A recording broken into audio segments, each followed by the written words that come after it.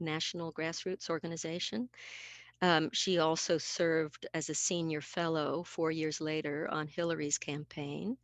She was the regional organizing coordinator for Swing Left, which lots of you know is a national progressive organization. That was through last May. And more recently, she was field organizer for the National Association of Social Workers. And she was and still is voter protection coordinator for Gwinnett County. Um, and one of the things that feels particularly important to say also is that um, is that Judy, like Necessary Trouble, and like John Lewis, after whom we model ourselves, Judy has two pillars in which her work is rooted. And one of those is fierce persistence, and the other is love. And so it is one of the several reasons that it felt particularly like a really, really good match. Um, and Judy is also going to be our ongoing point person for keeping an eye on 2022 races, who's in, who's declared, who's thinking about it. So Judy, great welcome to you. Great welcome to you. And yes, can we just all, even with the mute, give Judy an enormous Necessary Trouble welcome? Thank you, and lovely to have you with us. And Judy, do you want to say anything before I put the screen on your PowerPoint slides? Yes, good evening, everyone. Thank you all for being here. And I am more than delighted to join this wonderful, wonderful organization and all of you with the same mission. It is so great to be in the company of like minded people, albeit that we're doing it via Zoom virtually. I think that we've all become accustomed to this going on a year that we've been doing this. And at some point, I'll become a professional. Right now, I'm still an amateur, still learning how to operate this Zoom technology. But I'm so grateful to be here. And thank you for that wonderful introduction, Becky. And I'm going to bring your PowerPoint up.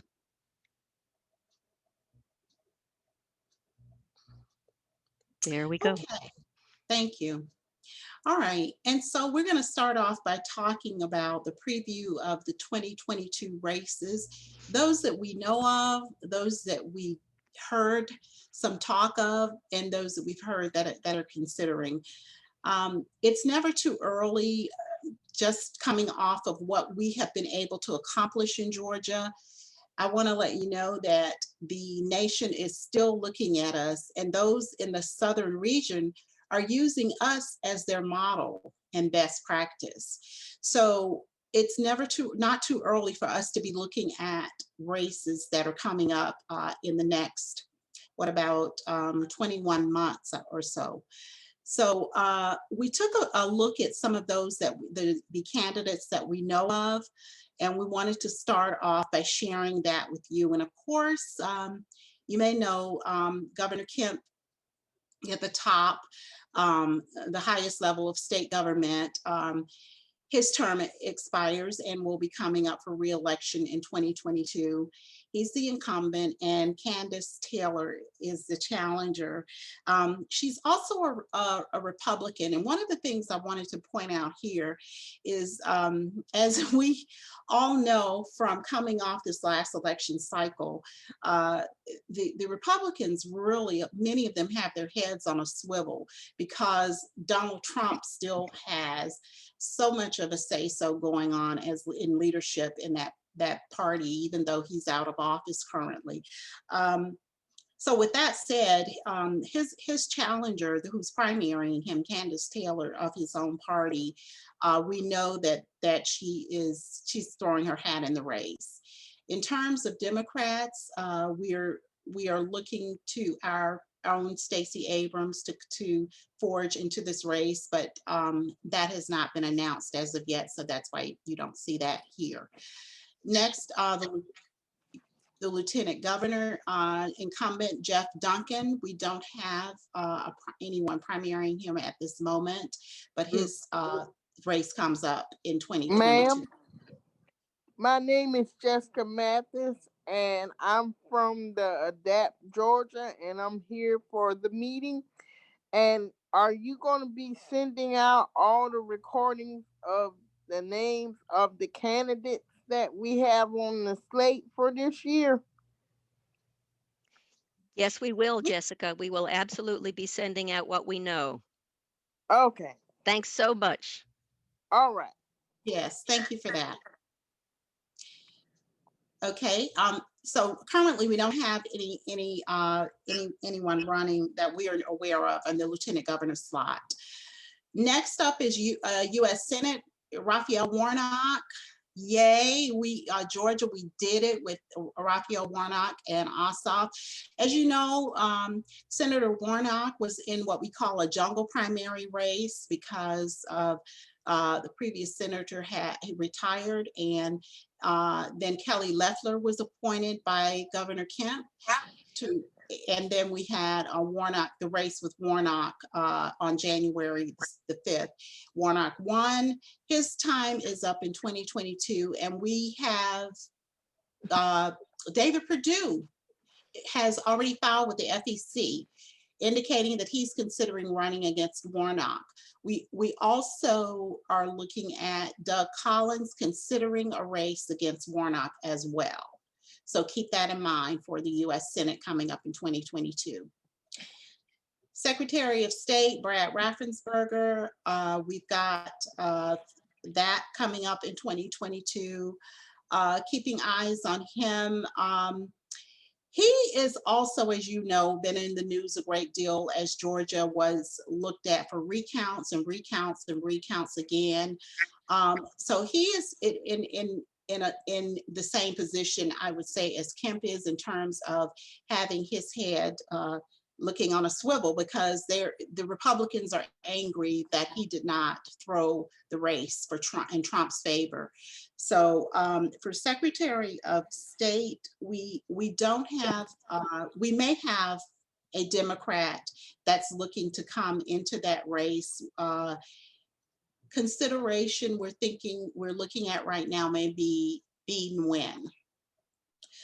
For Attorney General, Chris Carr is the incumbent, and he's the Republican incumbent.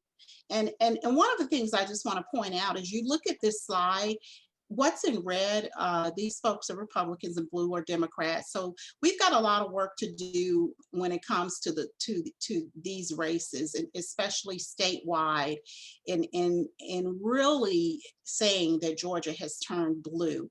So we might want to emphasize and concentrate on these races where we see that we have these Republican incumbents with our and we have Democratic challengers.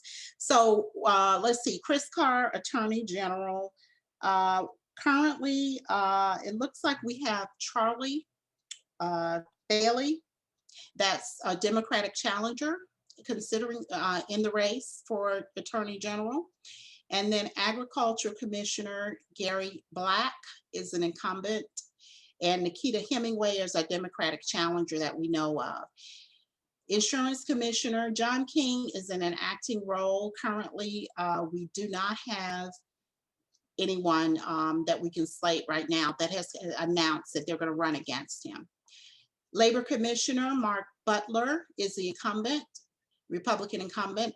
Nicole Horn has announced that she's going to challenge him. She's a Democrat. And then State School Superintendent, we have Richard Woods, no challenger as of yet. Also for Public Service Commission District 2, Tim Eccles. And the one that's been in the news a lot out of all of the ones that we're looking at on this slide, Marjorie Taylor Greene, or MTG. We do have two Democratic announcements, Marcus Flowers and Brittany Trambauer Smith. So that's what we have that we know of right now for the 2022 races. And these are the high level races. As you can see, we're not drilling down out of these statewide races or the US Senate race. The next slide is just going to show you what I've already talked about, and that is the challengers or that are considering a run. And as I said, for Senate, it's David Perdue and Doug Collins and B. Nguyen for Secretary of State. So one of the things I just also want to bring attention to as we talk about governorships and lieutenant governorships, we're going to talk more when we get into legislative bills, but we just want to put this in your ear as we go down the agenda, that for the legislative bills, the governor and the lieutenant governor are harping, and they are promoting vastly the House Bill 531 that we'll talk about when we get into the legislative bills. So we really need to put some emphasis on those races. And what questions did anyone have that I can answer about any of those on the slide? Judy, there was a question of whether we know whether Daniel Blackman will be running again for any office. That's a wonderful question, and it's almost telepathic because I reached out to Mr. Blackman on Thursday, and he said that he did not have any information he could divulge to me at this time, but to stay in touch, and he'll let me know. And one of the names that's not on that, or one of the candidates that's not on that screenshot, is Liz Johnson in Congressional District 12 called me today to let me know that she will be throwing her hat in the race for Congressional District 12. So we'll add that for our next meeting to update it. That's fantastic. Judy, thank you so very much. And if anybody has other questions for Judy, if you put them in the chat, Judy, maybe you could keep a little eye on the chat. That would be wonderful. Will Thank do. you. Thank you very, very much. Let me just do, since I know we've been joined by a number of people, a couple of things. If you are new to Necessary Trouble, if you would please put your email in the chat, that would be wonderful, and just let us know that you're here, and a great big welcome to you. And also, somebody had asked about closed captioning. Pat, if you can explore the closed captioning in the account settings, and it might have to wait till next time. So Zan, if we don't get it this time, I promise that we will have it set up by the next meeting. Thank you very much. And we're going to go into the legislative review next. And Paula Anderson has been coordinating our tremendous team of bill trackers. Blessings on her and on all the bill trackers. And she could not be with us today. And so Jenny McGuire is going to do the kind of PowerPoint and also kind of walk us through, introduce folks who are going to be covering each category of legislation. So Jenny, I'm going to turn it over to you.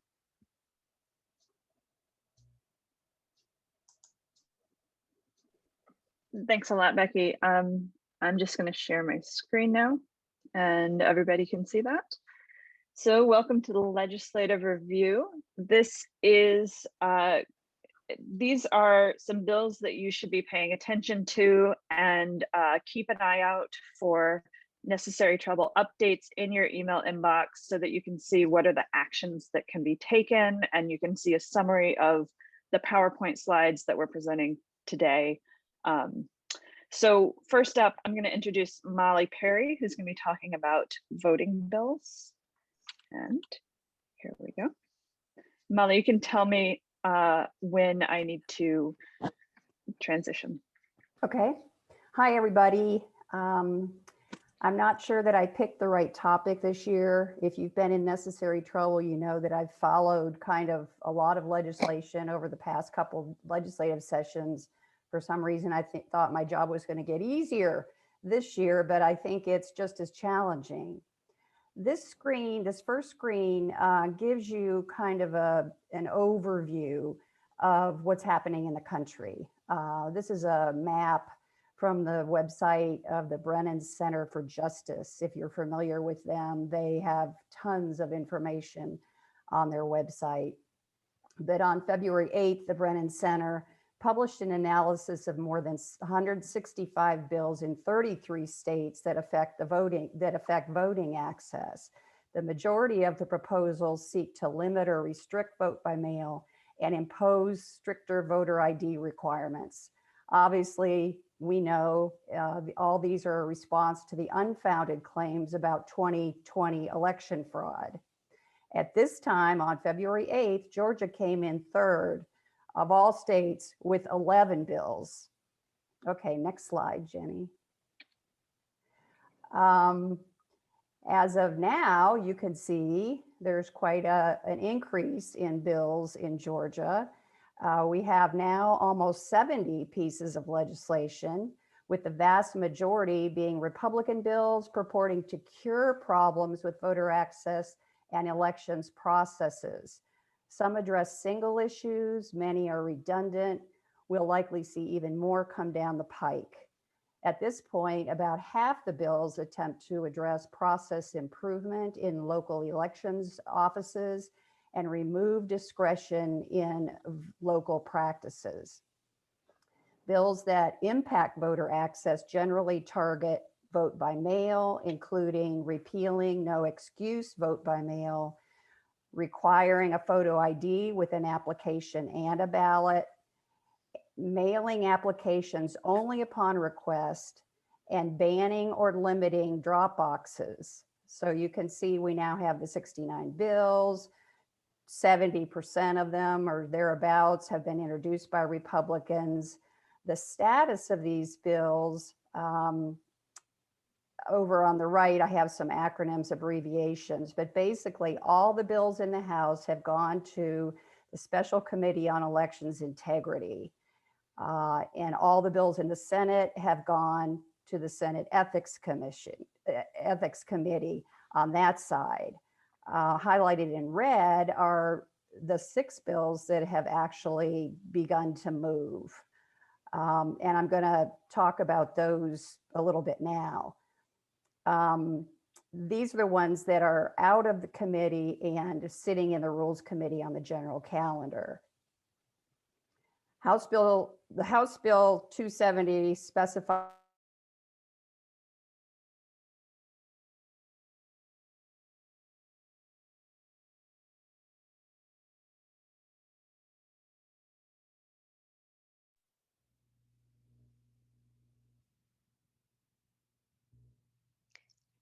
Hey, Molly, did we lose you?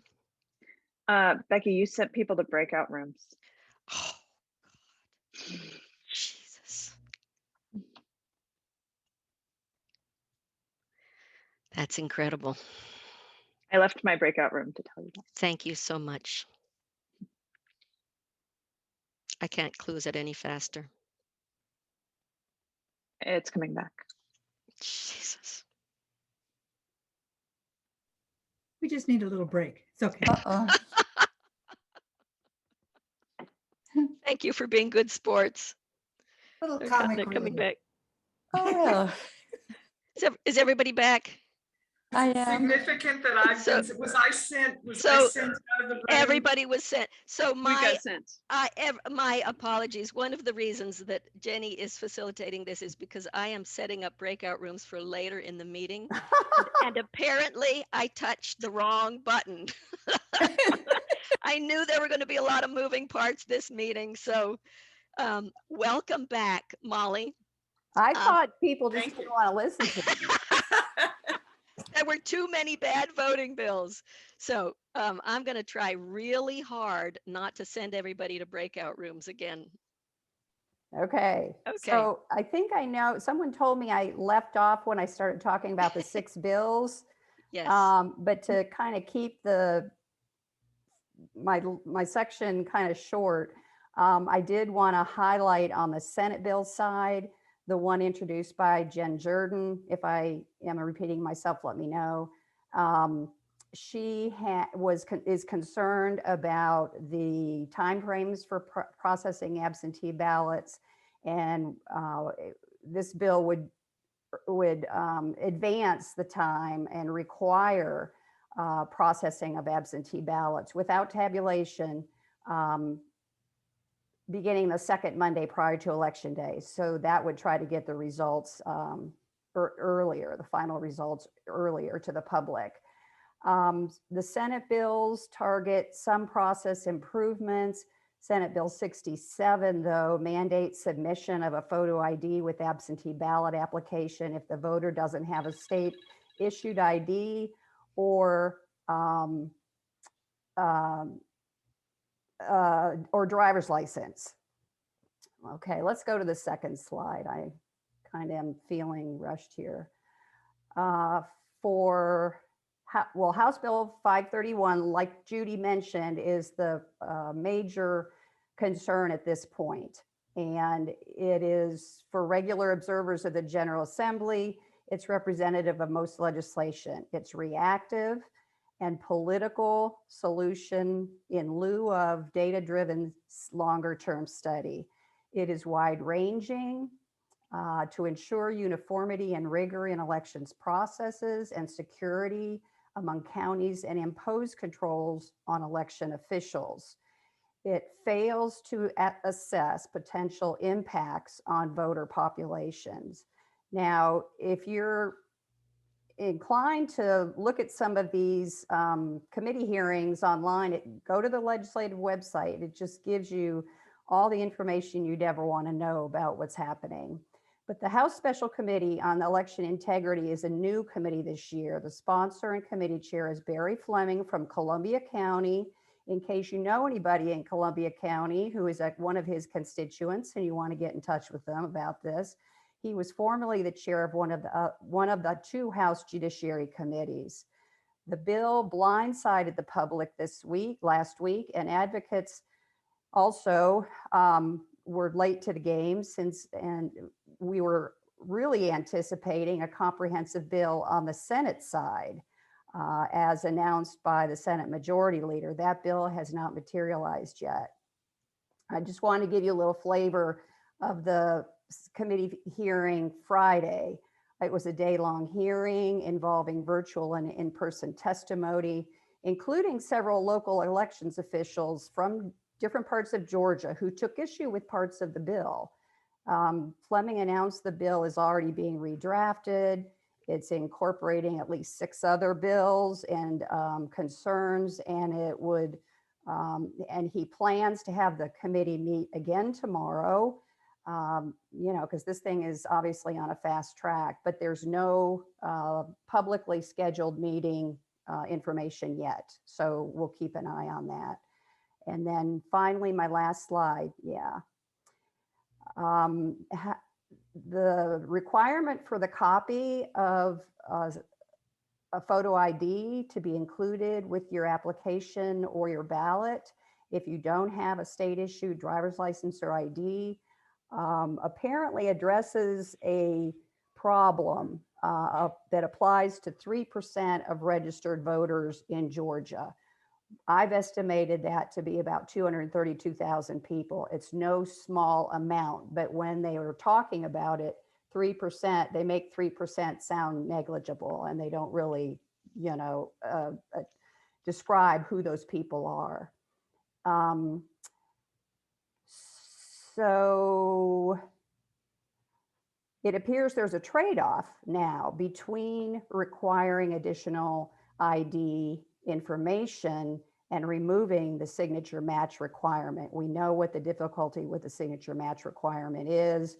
That would be great if it went away, but these other photo ID requirements may just be more onerous on the voter.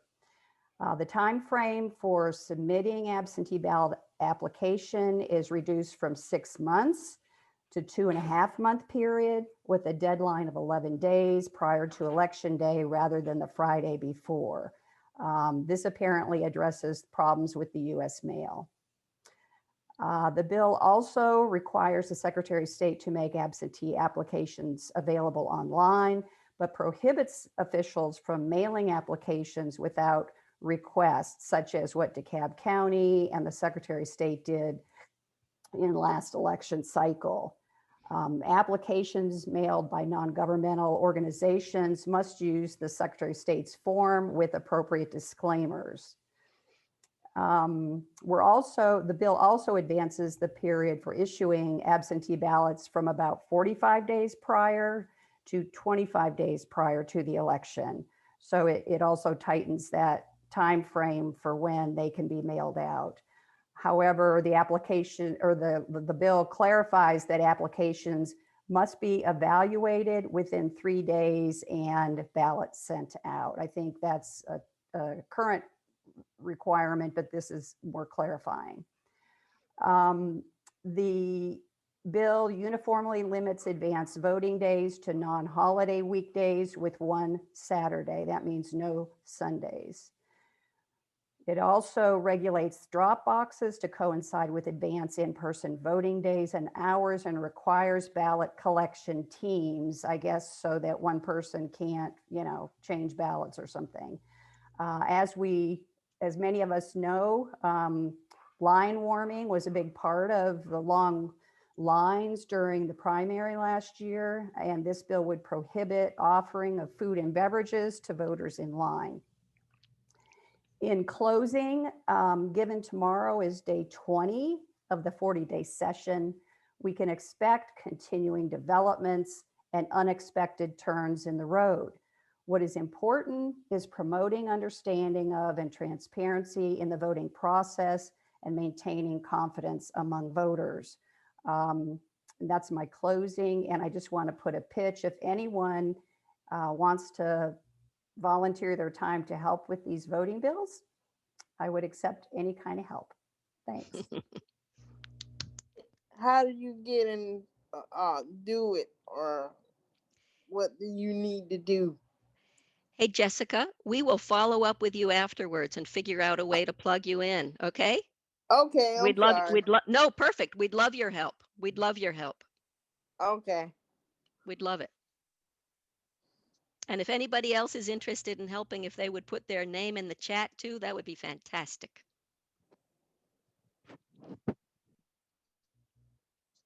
I just want to say, Molly, that was a great summarization of those bills. Thank you for that. I was on a call with our Gwinnett legislators, specifically just for House Bill 531 yesterday. And I just want to emphasize that on regulating the drop boxes, that bill is saying that those drop boxes will no longer be external boxes, they'll be inside.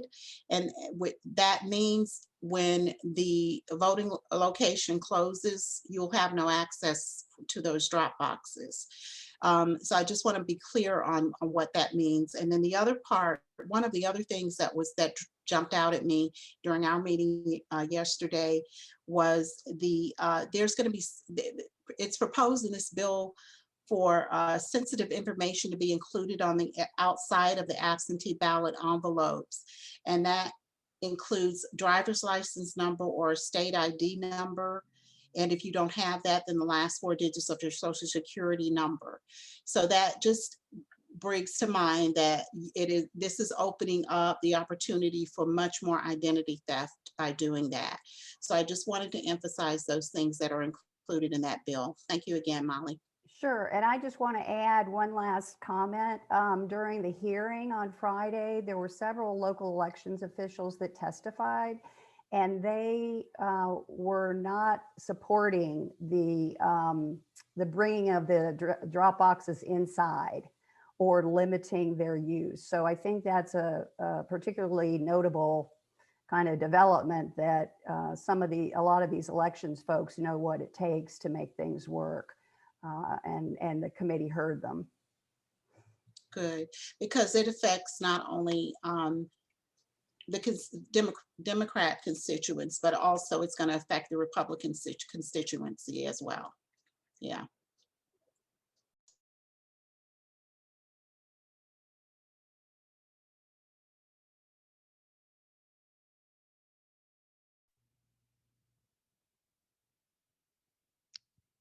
Jenny, are you muted? Sorry, guys. I think I muted when I switched over. We're going to move on. We've got quite a few more people to report. And what we'd like to do is have you drop your questions in the chat, and then as each person finishes up their section, we'd like you to take a look at the chat and try to reply to the questions as best as possible. I do really encourage questions, and we also really encourage people to, you know, volunteer and sign up as there are opportunities to do so, and we'll be mentioning those throughout the presentation. So let's go on to Robin Shahar. She's going to talk about criminal justice reform bills and LGBTQI bills. So here we will start with criminal justice reform. Hello, I'm Robin, and there are a number of criminal justice reform bills that are being considered, and I have had to pick two. So there are many more that are very important. I just want to mention that these are two of them, and happy to talk with anyone if they want to hear about the others, or would love just anyone who wants to participate with anything that we're doing, including looking at these bills. So the first bill is House bill that I've chosen is 272. Which has to do with juvenile justice, and it would raise the age of juveniles from 17 to 18. That's already being done in 47 states around the country. And it's very important because 17-year-old brains are still young. There's a lot of room for rehabilitation to just shift their behavior. And what this would do, there are like sort of the worst 7 crimes. For those crimes, 17-year-olds, the adult courts would have a choice of whether to put them in the juvenile system or not. For all the other crimes, they must be in the juvenile system. It has bipartisan support. It is a bill that Mary Margaret Oliver has been pushing for a long time. It passed Juvenile Justice Committee last week, which means it's in the Rules Committee, and we anticipate that the Rules Committee will vote. Basically, they have to pass it to put it on the floor of the House for a full vote. So it is anticipated that that will happen this week. The second bill deals with probation reform. And in 2017, there was a bill that passed Georgia that dealt with probation reform, but it has not had the impact that folks expected it to. And so Georgia still remains last in the country in terms of length of probation and number of people on probation. So what this bill would do is it would create objective criteria for ending felony probations, and it would allow people to end probation after 3 years for good behavior. Again, this has bipartisan support, and it's worth noting that the extensive felony probation disproportionately affects people of color, and so it's great that this has bipartisan support, and it has already passed Senate Judiciary. Again, it's in the Rules Committee, so we are hopeful that it will end up on the floor of the Senate for passage, maybe this week. Lots of other bills. Feel free to reach out to me and we can talk about others. In terms of LGBT, there's only one that's listed here. There are a couple that I'm keeping my eye on. 2 very transphobic bills. One of them, this one that's talked about here, would ban transgender girls and women in Georgia from playing on sports teams that are female sports teams. And that was heard in the House, I forget which committee it was in, I don't have it here.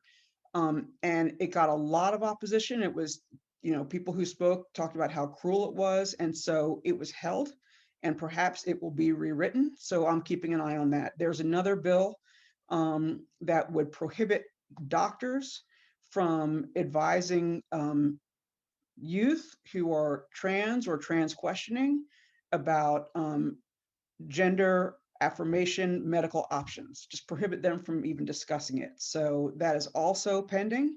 We'll see what happens with that. And I will keep people posted if there's action needed on that. That's it for me. All right, thanks very much. And if there are any more questions, just post them in the chat, please. We're going to move on to immigration bills. And Nicoletta, if you could unmute and talk about immigration bills. Thank you, Jenny. So Georgia, this bill is in the House second readers for now, and it is a bipartisan bill. Georgia is home to more than 20,000 children and young adults currently enrolled in the DACA program. And they have lived most of their lives in the US. They have spent their childhood in Georgia's K-12 schools. So barring them from in-state tuition is not only unfair, but also is a missed opportunity for their communities and the state's economy. So I can give you some data, but I know that I'm not supposed to extend myself too much. If the Dreamers were granted in-state tuition, we would have 5,000 plus college graduates that would be added to the Georgia workforce. Now, keep in mind that the out-of-state tuition is on average 3 times higher than the cost of in-state tuition. And the state loses out on $10 million in tax revenue per year by preventing them to have access to higher education. Georgia Dreamers collectively have spending power worth $747 million. So please support. Thank you. Great, thanks very much. Lynn Beach is going to talk about environment. Hi, thanks, Jenny. I have 2 bills I'm going to speak to, one that we're supporting and one we're opposing. The first one was introduced 13 years ago. It is about safe coal ash disposal. So coal-fired power plants put out really bad toxins, including arsenic, lead, mercury into our groundwater. Currently, we have over 50 million tons of toxic coal ash in Georgia, including 6 million tons sitting on the banks of the Chattahoochee River in the metro Atlanta area. Currently, there is no requirement. This coal ash is in unlined pits, and the Environmental Protection Division will be giving out permits this year to allow those that coal ash to stay in those unlined pits and just be capped off, which means it's always open to leaking into our groundwater and our drinking water, our rivers and streams. So this bill is currently in the House Committee on Natural Resources. It was introduced in the end of January and still has not moved forward. So the ways you can help that is to the Metro Atlanta House representatives supported already and introduced it. But especially if you have legislators, friends that are outside and more rural areas, to have them contact their legislators. And last year in Juliet, Georgia, they showed up with water from Juliet wells that has been polluted because of this. They can't drink their water out of their wells as a result. But nothing happened, and it's probably one of the reasons Bob Trammell was not reelected, because of his work on this. The second bill is a really big one to oppose. It is, it's all on here, it's House Bill 150. It's also, there's a Senate Bill 102. And basically it is the Fossil Fuels Forever bill, and it is a Georgia power, it's really a power company's bill. This is written by those lobbyists. And what it does is it takes away the right of local governments to select their power source generation. And if we currently have 5 counties that want to move completely to 100% renewables. This would disallow that, and it would require them to, it mandates continued reliance on fossil fuels, even where local governments has transitioned to 100% clean energy. We have Republicans who say their local governments, they support local decision-making until they decide otherwise. And we need to support local control on this. It is approved by the House Energy, Utilities, and Telecom Committee and could be on the House floor vote as early next week. And then the Senate Bill 102 is still in the Senate committee. And then I want to put one more plug in for those of you following environmental issues. I'm going to put this in the chat.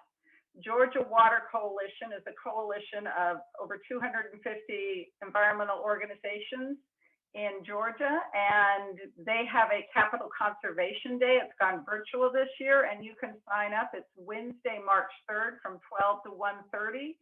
You can do it from the comfort of your own home. You'll get a lot of information about the environmental bills affecting Georgia. There are more than the ones I've listed here. And I'm going to put a link for that in the chat right now. That's it for me. Thanks. Thanks so much, Lynn. And finally, we're going to switch over to Pat Reiner, who's going to talk about Medicaid. Thank you. There are several bills that are working their way through the legislature, but this is the most important one, House Bill 209. It's a Medicaid expansion program. It is not bipartisan. It has been proposed by 7 Democrats. It is moving pretty slowly. It's still at House reader, the second House readers.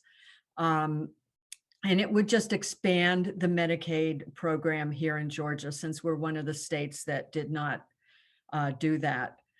I'm keeping an eye on it. As I said, it's moving pretty slowly. I am a member of the Medical Association of Georgia, and they put out a newsletter covering all the bills they are interested in. And it's very interesting that this bill, which is one of the biggest bills on healthcare, did not make that list. So I'm a burr under their saddle, and I'll be getting in touch with them tomorrow.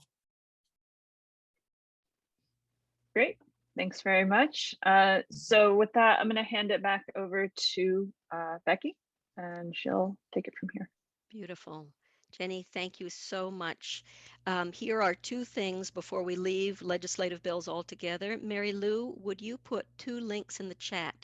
The first link is to all the tracking document, the necessary trouble tracking document. If you want to see all the bills that all these lovely people are tracking, that's where you go to take a look at them. So Mary Lou, if you would put that link in the chat. And second, Fair Fight will be doing daily updates about the voting rights, the voting restrictive bills every day this week. Mary Lou, if you would put that in the chat also, that would be really wonderful. So if you would look for those in the chat. And let me share my screen, and let me just pose a dilemma, which is we are way behind in terms of time. So we're going to skip some of these. This is some of the work that is currently underway. I want to say a word, the next time we meet, I want to talk a little bit more about the Reverend Wimbish campaign that many of us worked on. We did not get him across the finish line, but I want to talk about some of the very positive results that came out of that. Robin Shahar, is it possible to literally do a minute and a half or a minute about criminal justice reform? It is possible. It Bless is you. probable. Okay. So I am working with Lauda and Carol Kursky on a criminal justice reform project that focuses on how mentally ill are being treated. And right now we're focusing on the very beginning process of when someone who's mentally ill begins their interaction with the system. Specifically, emergency is called, the police typically will come out and deal with someone who is mentally ill, often by bringing them to jail. We all know the various reasons why that is not a good plan. There are a handful of jurisdictions in Georgia who have just started a practice of what they call co-responder units, where they either have in-house mental health professionals or mental health professionals that are partnering with the police, and they go out to these emergencies with the police. And so they are intervening on the mental health with the mental health problem. There's also an issue about where they're going once the mental health professional comes in. What are the options of where to take the person other than jail? So we are researching what's happening in the state, looking at models that are working, and are thinking about how to make that statewide. If you have any questions, let us know. Beautiful. Thank you, Robin. If anybody wants to be working with that team on criminal justice reform, please put your name in the chat. It is very powerful work. Karen, because we are going to be using your some PowerPoints, I'm going to keep going before we come back to you, okay? Okay. Nicoletta, could you talk a little bit about the immigration issue that you guys are working on right now? Mm-hmm. Would you like me to make it really short? If you could, I would be so incredibly grateful. I'll try. So we recently got connected with a new group of organizers that are focused on the Irwin Detention Center down in Ocilla, Georgia. Their name is Somos South Georgia. We are South Georgia. Their activism is centered on shutting down immigration detention centers and abolishing ICE. So these facilities are run by for-profit private corporations. In some cases, the detainees can wait months before going before a judge, or even months before they are released, even if they receive their removal orders. So some of the widely reported inhumane conditions, and these are just some, are unsanitary conditions in medical units, general population units, and food service. Failure to properly disinfect units, failure to provide and replenish masks, soap, and cleaning supplies, not only to the detained immigrants, but also to the staff. Failure to implement proper quarantine methods during the ongoing COVID-19 pandemic. Failure to provide medical care, and most horribly, they are performing unwanted hysterectomies on women at Erwin. So, and keep in mind that by last week, Erwin has seen now an outbreak of COVID-19 cases in 3 units. I don't have the number of cases for Erwin. I have them for Stewart. They have had 4 deaths and almost 500 cases of COVID-19. So this week, all this week up to next Sunday, the 28th, Somos, South Georgia wants to have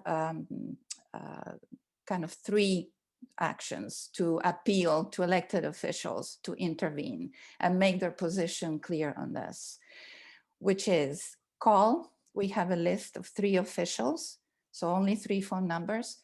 2 of them are our lovely new senators from Georgia. We can also email them, and then we have a list of about 34 elected officials to email. Pat and Becky have put together the list, the phone numbers, the emails, and a sample message. So if you're interested in doing this week in particular, we need to take action this week. Please put your name in the chat. If if you're new and you haven't put your email address in the chat, please add it and put Erwin so that we know that you're interested in doing some of this. Make the phone calls or just send the emails, which is going to be really easy with a block of emails that you can send all at one time. Thanks. Thank you, Nicoleta. Very lovely. We are going to keep going here. Voter guide and municipal races, there is much to say about the voter guide, and we are going to wait until the next time because we are running low on time. Voter protection. Peggy, do you want to just do a minute about what you're doing? And let me also say that the large work right now in terms of voter protection is really about advocacy. And so the best thing you can be doing is making the phone calls. Peggy, if you could do a minute and then we'll keep going. Okay, sure. Do you want to? Are you want me to get one? Okay. The group that worked on healthcare back at the beginning of Necessary Trouble, Lynn Rossner and Edie Lindsay and I have refocused our efforts. And what we're really looking at is the very encouraging movement across the country that large corporations are withdrawing their funding to the representatives in the House of Representatives and the senators who tried to deny the Electoral College certification. And so we have identified the 16 to 18 corporations here in Georgia that we want to work with. We are going to be trying to develop a relationship with them to encourage them to commit to withdrawing funds. If the 5 or 6 that have already made a commitment to withdraw funds, we're going to try to help them stay focused on that for at least 2 years. So we are claiming that Necessary Trouble will be watching them. So thank you all for your support to watch them. We just need 2 things. If you could tell me in the chat, if you have any connection to the higher ups in Georgia Common Cause, we want to talk with them and we could use a contact there. And also the Georgia League of Women Voters. We'd be really grateful if anybody has a contact who might be knowledgeable about what's going on in the rest of the country. We want to link up with them. Thank you so much, Becky. Beautiful. Thanks, Peggy. And the next time we come together, Martha Laird will be saying more about voter protection efforts over the course of the next year. Pat, we are so short on time. Can you do 30 seconds about what the Keep On Keeping On group is? Sure. I've been talking to some people, and when we work with the candidates, we work really hard, and then the candidate gets elected. What happens then? The typical pattern is to then start asking the candidates who are now elected people to do things for you. What we want to know is what can we do for our people once they get elected and to help them be the best legislators or public officials possible. Robin Shahar and I will be talking with Deborah Gonzalez tomorrow about the ways that we can support Deborah and her new work as the DA. Beautiful. Bless you.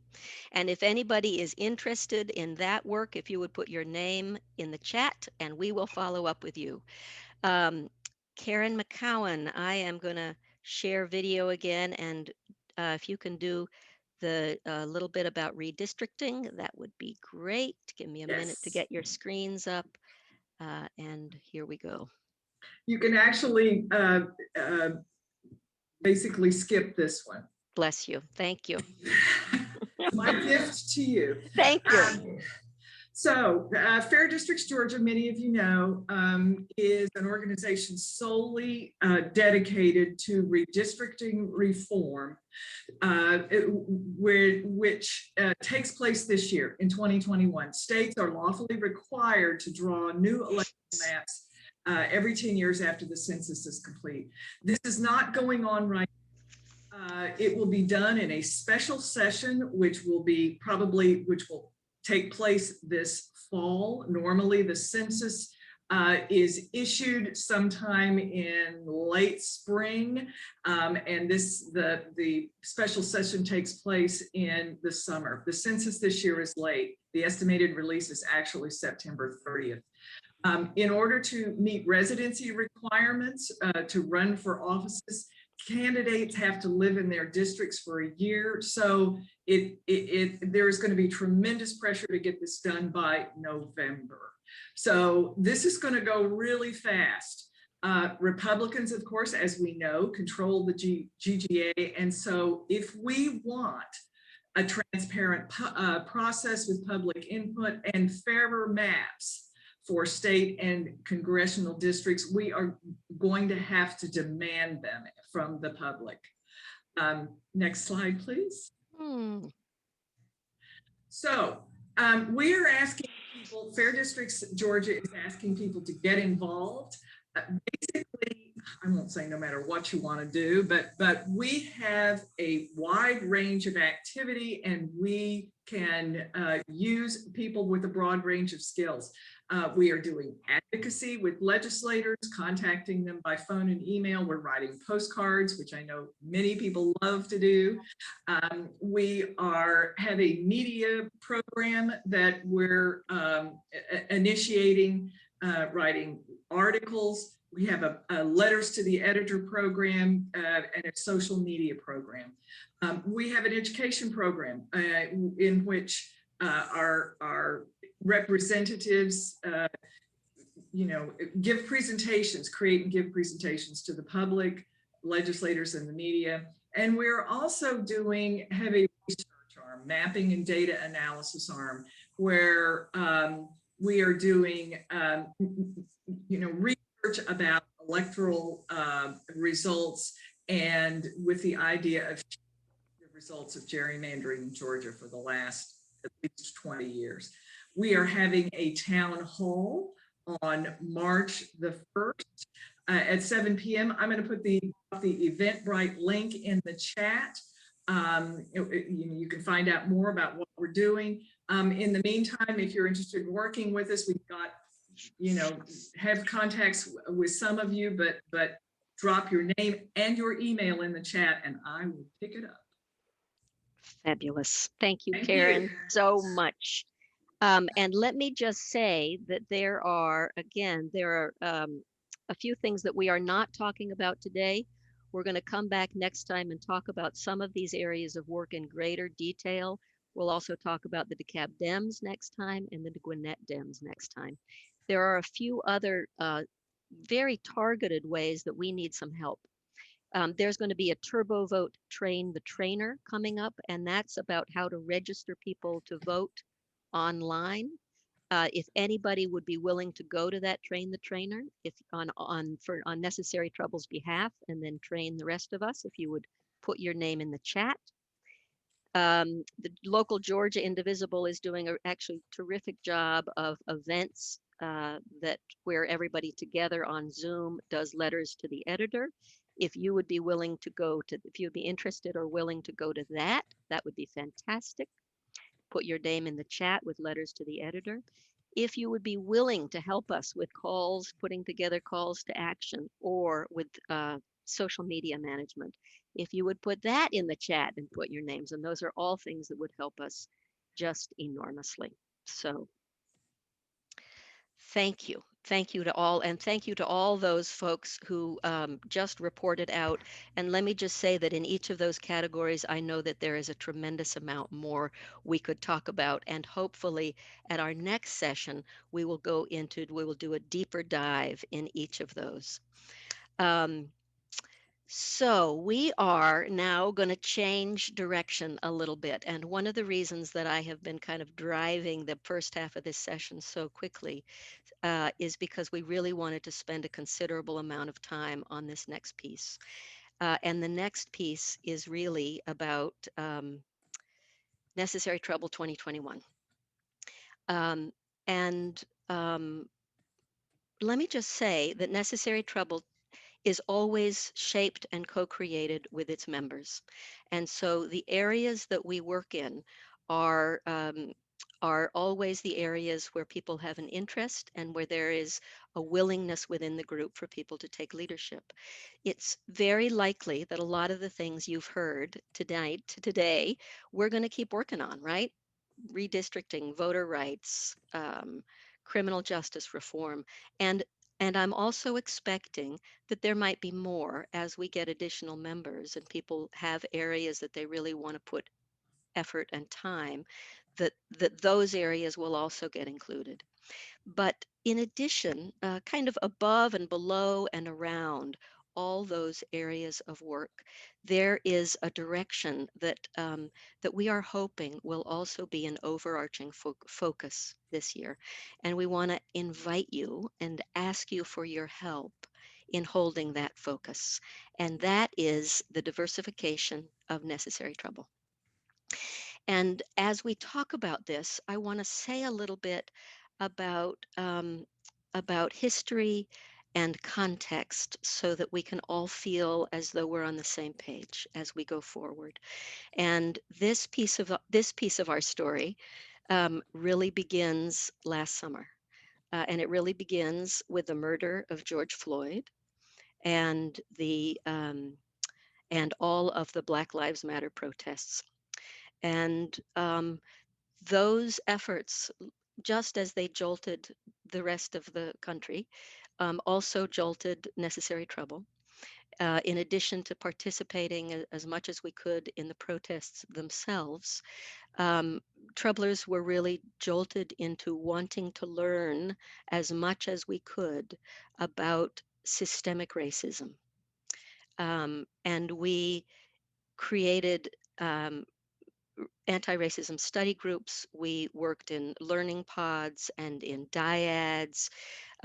We studied systemic racism. We looked at our own racism. We learned about the invention of whiteness, right? The creation of whiteness. It was really important work, and we learned a lot. and it was important to do. I think for many of us, our kind of hope and expectation was that in addition to it making us wiser, more knowledgeable, better allies, that that process would also lead to a kind of a natural diversification of necessary trouble. And I think two things happened. And one is that the election sucked every drop of oxygen out of every room in every one of our homes. Um, and I think the second thing is that we learned that that kind of diversification doesn't happen without intention and effort and action. And that was a really important learning. And so here we are in February of 2021, and there are some things that are different than they were even 6 or 7 months ago. And what we talked a little bit about these last time. One is that there was no repudiation of Trump, right? The repudiation we have had hoped for did not happen. Our victories, though they were magnificent, were very, very narrow victories. And the events of January 16th really laid bare the violence of white nationalism. So, as we mentioned at the last meeting, our focus in Necessary Trouble, right, through all those means we've talked about, criminal justice reform, voter integrity, all of that, our focus now is very much shifting the needle in Georgia away from its Confederate past and towards a new South, a new South that is multiracial, that is inclusive, that is diverse. And the piece that we really want to highlight and add today is our clarity that we cannot do that if our own group is not also multiracial and inclusive and diverse. If we don't look like the new South that we're working towards, we can't get there. We might be able to win small battles, right? We might be able to do small things, but we cannot change Georgia. We cannot really move the needle significantly as a majority white group. And we can only do it if we really reflect the kind of coalition that elected Biden and Harris. And we can only really do it if we can all link arms and go forward as one, right? Black, white, Latinx, LGBTQ, straight, cisgender, immigrant, non-immigrant, disabled. Um, it feels like it is truly and completely the path forward. And so, what we're inviting you in today is to be all the way in with us on this, to help us, to help manifest it, to help bring it into being. And what we know is that this means, given how segregated our lives in all kinds of ways still are, that this means not just diversifying our group, but what we're really talking about is inviting all of us to further diversify our lives. And what I know is that there are those among us that are saying, I did just signed on to write a few postcards for God's sakes. And I know that, and there will be those among us that just write a few postcards and bless you. But what I want to say is that it feels clearer and clearer is um, that that's not going to get us all the way. That's not going to take us to where we really, really need to go. And I want to invite you to really join us in taking us all the way, right? In really transforming what I think is the underbelly of American democracy, which is systemic racism. Um, we have been rolling this conversation out in a couple of the anti-racism groups that we've had, and there have been questions and comments and concerns that have come up, and I want to just speak to them while we're all still here together, um, because I think it might be helpful to just hear a little bit as we're all together. And one question was, why can't we just partner with a majority Black group, right? Um, and here's the answer. We can, we have, we will again. But I think it has to be both and, because we could partner with a majority Black group and Necessary Trouble itself would not be transformed, and we would not be transformed. And I think where we're going is we're going for transformation. So it is, I think, a both and. Another concern we've had is this about inviting Black people and people of color to do work we white people have identified? And what I would say is the future, this next chapter is a total co-creation. Um, I want to say something about when I spoke to Judy about taking on leadership in Necessary Trouble. And you can tell from her history, there are a million things she brings. She also brings a Black woman's perspective. And what I said is that we, as Necessary Trouble, have gone as far as we can go as a primarily white and white-led group, and that we need, in order to go further, we need Black voices, we need Black vision, we need Black perspective, we need Black leadership. And I would say the same thing in terms of Latinx, right? Also in terms of youth. We need to be broader. We need to be bigger. Um, and here's the great news, right? The great news is that all of this is really about relationship building. It's about relationship building who don't necessarily look like us or think exactly like us. Um, And relationship building fundamentally is about love, right? And it's about that kind of love that can be fierce enough to bridge 400 years of gaps. It's about that love that can be fierce enough to be bigger and stronger than our own embarrassment and shyness and anxiety. And this is what we do, right? We do this well. So this is the work that we want to invite you into. Um, I want to say again, it doesn't mean we will continue to do all the other campaigns and criminal justice reform and redistricting and everything else. And my hope is that this diversification is what will be around it and under it and on top of it. Um, I want to, before we go to this next step, I want to give great gratitude both to Rosea Shepherd and Judy Jones for mentoring us, for guiding us in this effort, and for believing in us, which is been really moving and inspiring to me. So I have talked for way longer than I usually talk, and I'm going to stop talking right now. And what I would like to do is, before when I sent you to breakout groups accidentally, um, uh, now I'm going to send you to breakout groups intentionally. And in the breakout groups are whoops, I'm going to just give me a minute to just put a few folks more in groups that have not gotten in groups yet. And here's what I want to do is we're gonna send folks to breakout rooms. In each of the breakout rooms, there will be a facilitator. And the facilitator is going to just guide through a few questions so people can think together. And that's all. And I'm going to ask you to save your questions and your comments for when you are in the breakout groups.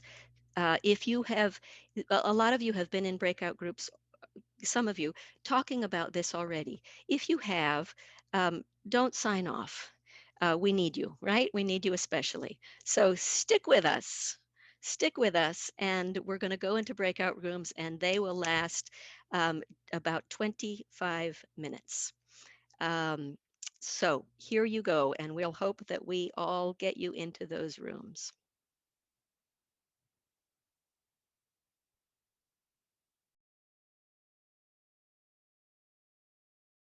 By way of bringing us all together again, is just go to each facilitator and ask them to just do, we're going to start with, for this next batch, the first batch of facilitators, the last question, which was, is there one or two things that we should be doing to make sure we keep moving in this direction. Pat Bird, would you go first in just 1 minute? Yeah, what we were talking about there at the end was Tara's experience at the School of Divinity at Emory of having a statement that declares their commitment to diversity, and how having something of that sort on our Facebook page and other places where we put out the information about who we are and what we do would be very helpful. Wonderful. Thank you so much.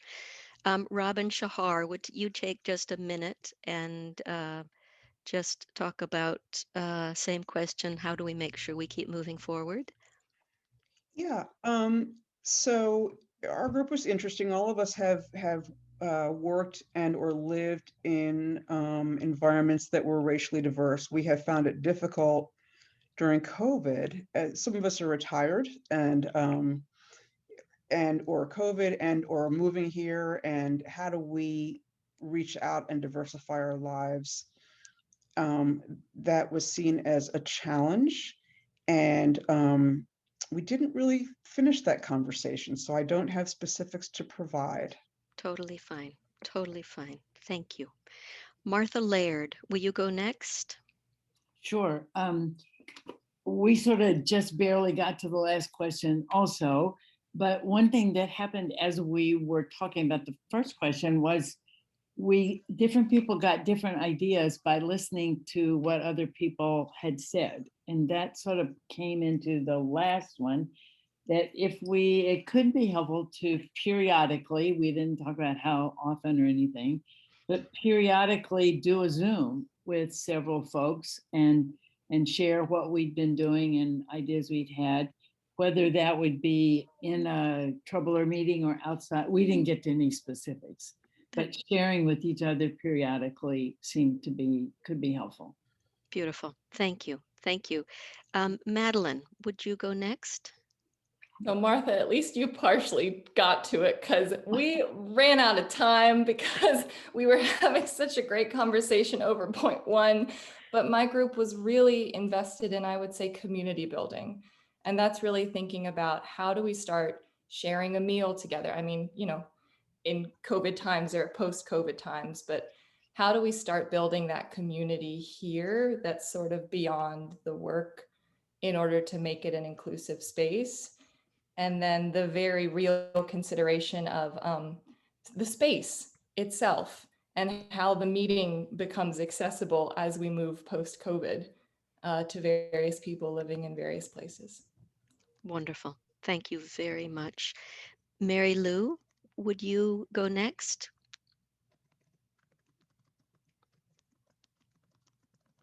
Mary, yeah. We also spent a good bit of time on the first question and the challenges that it presents to us and the opportunities that some of us have in our lives that we haven't taken advantage of. And that one of the challenges is several people mentioned wanting to see the diversification as something organic rather than artificial.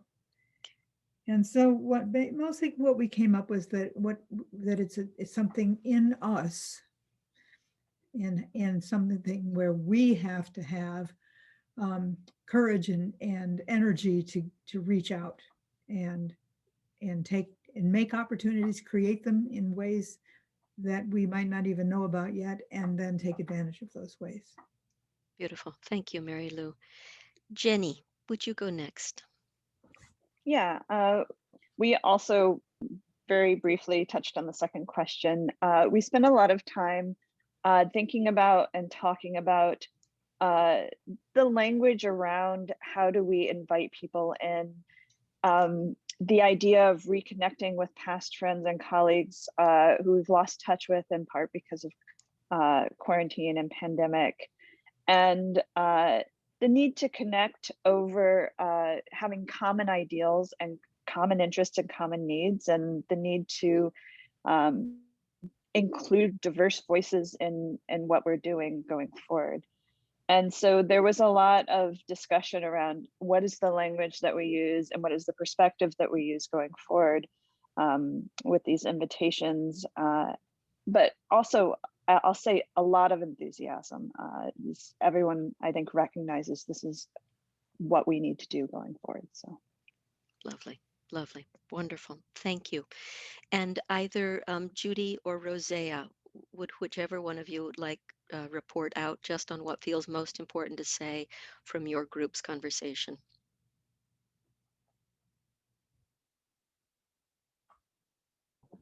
I'll report out one issue which I thought was wonderful to bring forth is to make sure that our meetings and our communications are accessible to those who are differently able.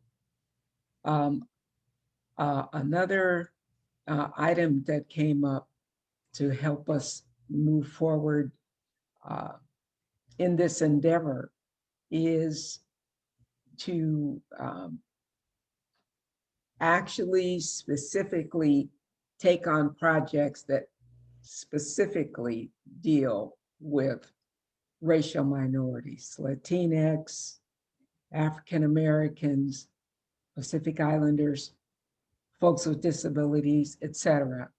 And to pay attention to the intersectionalities. Someone who's gay and who's also disabled or also Black, and just how that affects their contribution to the group and how they live and how they are viewed by society. And then finally, just to not necessarily always look to the person of color or the person who's differently able to be the person to speak out on an issue that has to do with that group. That's a strengthening of a muscle that members of the majority community can do. When you have to speak on behalf of your sister, you find a voice that maybe you didn't know you had, instead of only just like nodding when your sister says something. So that's kind of what came out of our group. Wonderful. Thank you very much. That's hugely helpful and important.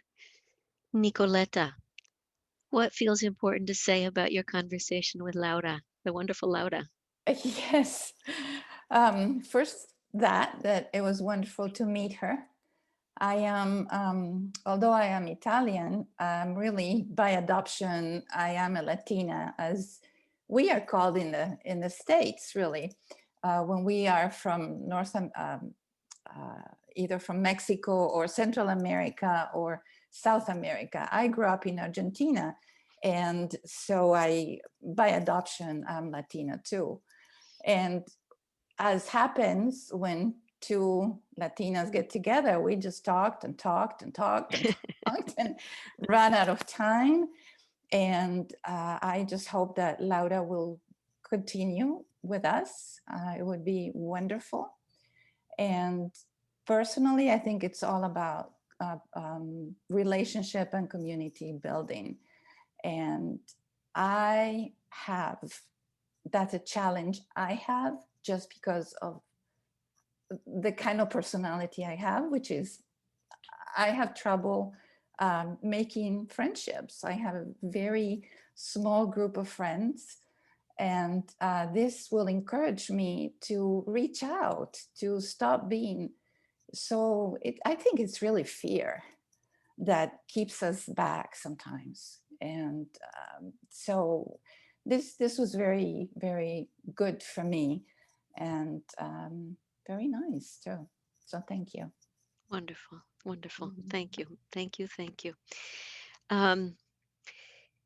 I am so grateful to Necessary Trouble. I am so grateful to those who have been with us all the way and who are all in with this.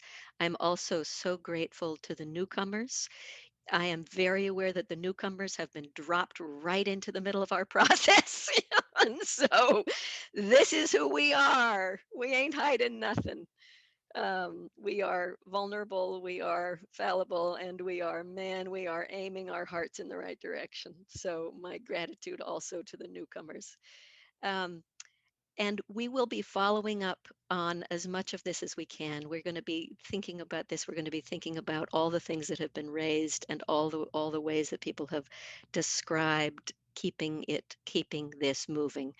Somebody somewhere along the line said we just need to make sure that we aren't standing still in this regard.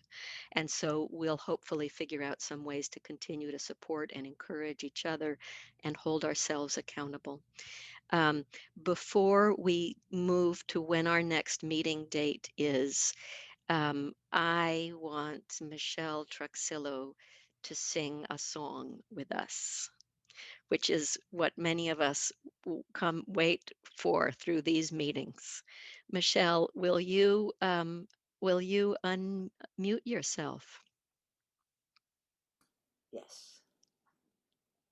Okay. This is a very short but very beautiful little song.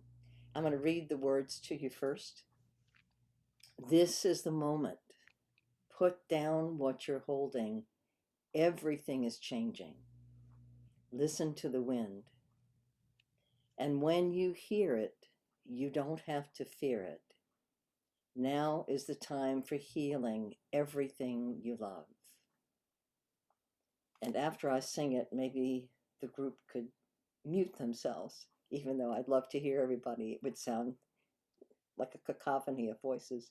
But after, we could maybe sing it all. This is the moment. Put down what you're holding. Everything is changing. Listen to the wind. And when you hear it, you don't have to fear it. Now's the time for healing everything you love. Y'all willing to turn off your mics? Well, they're off. Don't leave them off. Sorry, leave them off. And everybody try singing it. Let's try it. Michelle, the words are in the chat too. Oh, good. All right. The words. Thank you, Lynn. The words are in the chat. This is the moment. Put down what you're holding. Everything is changing. Listen to the wind. And when you hear it, you don't have to fear it. Now's the time for healing everything you love. Thank you. Could we just turn our mics on and give Michelle a big round of applause? And also,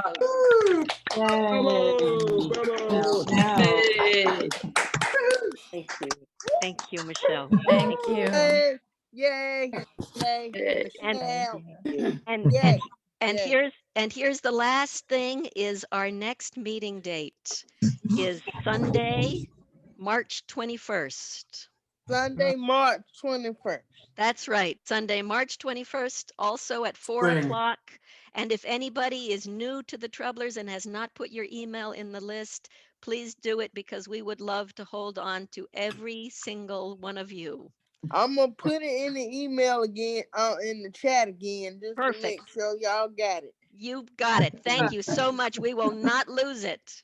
Yeah, I want to be on these meetings and try to help y'all. I'd be willing to help educate you or help you work through some of the accessibility issues because I don't know it all. Thank you. Thank you so much. Thank you, Jessica. Thank you, Jessica.